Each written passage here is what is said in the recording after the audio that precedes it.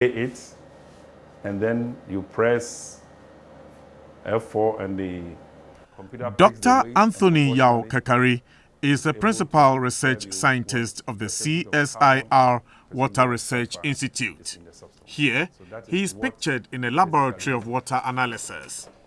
When the scientist cast his view across the map, he singled out the Volta Lake as the only one not heavily polluted in Ghana.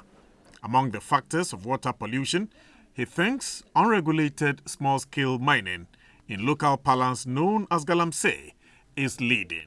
When I was young, I could drink water from the river straight in my village. Very nice, nothing happened to us. But now, you dare not try. The only basin that is okay for us is the Lake Volta. And nobody should try to exploit any oil or mineral there. I think it will not help us.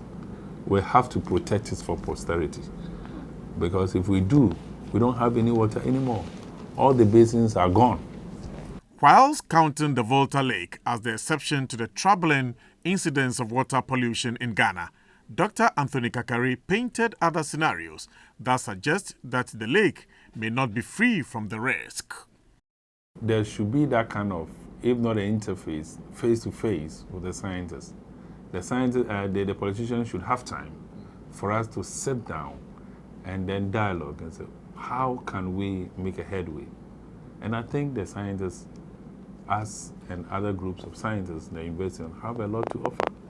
The inference from the scientists' caveat is that managers of the Volta Lake are required to create buffer zones around the lake or enforce it where such a measure already exists. Another call to attention is need to treat wastewater for other users, rather than completely disusing bad water. This is a Singapore wastewater that has been treated, and it is like this. I drank it and I brought it here. Can treat our water if we have sewers. And then the water will be good for so many other things. Because certain industries, you know, they use purified water for their boilers and coolants and cooling systems and so on. You don't need treated water to cool your machine. If we treat our wastewater, you can channel it into industries and things.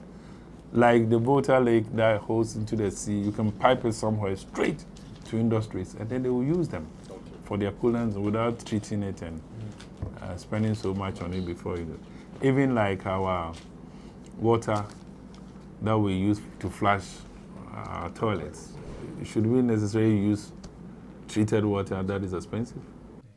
The call to stay off the Volta Lake in terms of heavy machinery exploration to preserve the integrity of water clashes with appeals by communities and responses of higher authorities interested in tapping resources in water bodies for economic growth.